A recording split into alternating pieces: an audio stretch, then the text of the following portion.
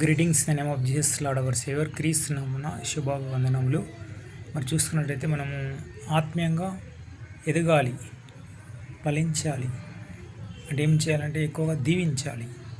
హిజ్కియా మహారాజు ఉన్నాడు కదా, ఇస్రాయేల్ జనాంగాన్ని పరిపాలించినప్పుడు హిజ్కియా అనే రాజు ఏం చేసాడు, అశ్షూరు రాజు సిరియా దండు యుద్ధానికి వస్తారు. యుద్ధ ప్రకటన అయిన తర్వాత ఏం చేస్తాడు, రాజు, మంత్రులు, భటులు, సామాన్యులు అందరూ ఉపవాసం ఉండి దేవుని స్తుతిస్తూ వాళ్ళని దీవిస్తారు. ఇక్కడ వాళ్ళు ఏం చేస్తారు, ఆపోజిట్గా వాళ్ళు రథాల యందు రకరకాల ఆయుధాల యందు విశ్వాసం ఉంచి ప్రార్థన లేక ఉపవాసం లేక యుద్ధానికి వస్తారు. వాళ్ళు ఓడిపోయారు, సిరియా రాజు, అశ్షూరు రాజు. మరి హిజ్కియా రాజుకు విజయం వచ్చింది. కాబట్టి ఏంటంటే మీరు ప్రార్థన చేయనప్పుడు ఏం చేస్తారంటే ఇతరులను దీవించండి, ఉపవాసం ఉండండి, మనలాంటి మనస్సు వాళ్ళకు దయచేయాలని ప్రార్థన చేయాలి. మరి మత్తయి సువార్త 10:42, మార్కు సువార్త 9:41 ఏముంటుందంటే యేసు నామమున గ్లాసు నీళ్ళు ఇచ్చిన ప్రార్థన. మరి చిన్నప్పటి నుంచి ఎక్కడ ఎవరింటికాడ గ్లాసు నీళ్ళు అయినా, ఏ హోటల్లో, ఏ ఫంక్షన్లో, ఏ బస్సులో ప్రయాణం చేసినా బస్సు కండక్టర్ను, డ్రైవర్ను, ఏ ట్రైన్లో ప్రయాణం చేసినా లోకో పైలట్ను, ఫ్లైట్లో ప్రయాణం చేస్తే పైలట్ను, అందులో ఉన్న స్టాఫ్ను అందరినీ దీవించాలి. మీరు బస్సులో ప్రయాణం చేసినా మేము డబ్బు ఇస్తున్నాం కదా, టికెట్ డబ్బులు, మేము వాళ్ళ కోసం ప్రార్థన చేయము అని అనకూడదు.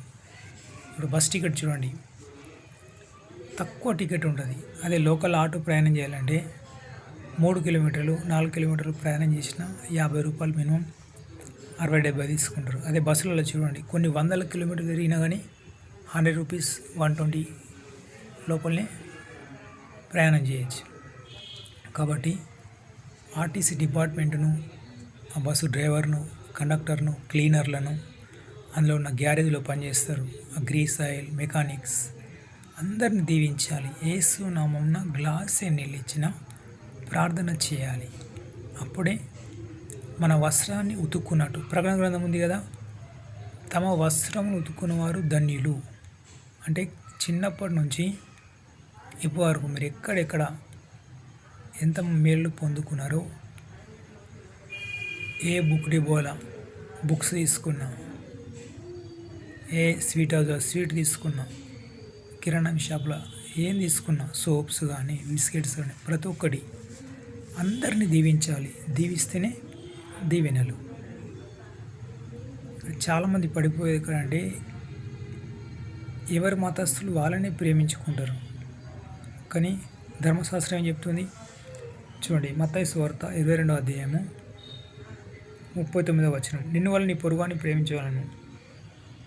చూసిరా, ధర్మశాస్త్రం అంతటికి ఫస్ట్ మనం పూర్ణతతో, పూర్ణ శక్తితో, పూర్ణ బలంతో దేవుణ్ణి ఎందు భయభక్తులు కలిగి దేవుణ్ణి స్తుతించి ఘనపరిచి తర్వాత నిన్ను వల్ల నీ పొరుగువాన్ని ప్రేమించాలి. అప్పుడే మనకు ఆత్మీయ జీవితంలో ఎదుగుతాం, మనకు ప్రతి ఒక్కటి ఎదుగుదల అనేది ఉంటుంది. కాబట్టి ఏం చేస్తారంటే మీరు ప్రార్థన చేయనప్పుడు వేటినైతే పొందలేవరో పొంది ఉన్నామని నమ్ముడి అన్నారు. ఒక భక్తుడు ఉన్నాడు, ఒక పాస్టర్ ఉన్నాడు, అది ఏంటంటే పరిచర్య చేస్తుండే దేవుని సేవ.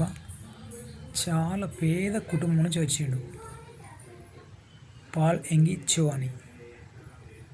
మరణావస్థలో దేవుని సువార్త విని పరిశుద్ధ గ్రంథం చదివి భాషలతో ప్రారంభించాడు. ఇప్పుడు ప్రపంచం మొత్తం పాలించుంటే వినని దైవజనులు లేరు, వినని క్రైస్తవులు లేడు. ఆ దేశ ప్రధాని కంటే అసలు ఆ దేశ ప్రధాని పేరు తెలియదు, అతని పేరు తెలుస్తుంది. అంత శ్రేష్టమైన వ్యక్తిగా మారాడు. ఎందుకు? అతనిలో ఉన్న ఉపవాసం, అతడు చేసిన ప్రార్థన, అతనిలో ఉన్న విశ్వాసం, అతనిలో ఉన్న జాలి, కరుణ, దయగుణం, క్షమించే హృదయం.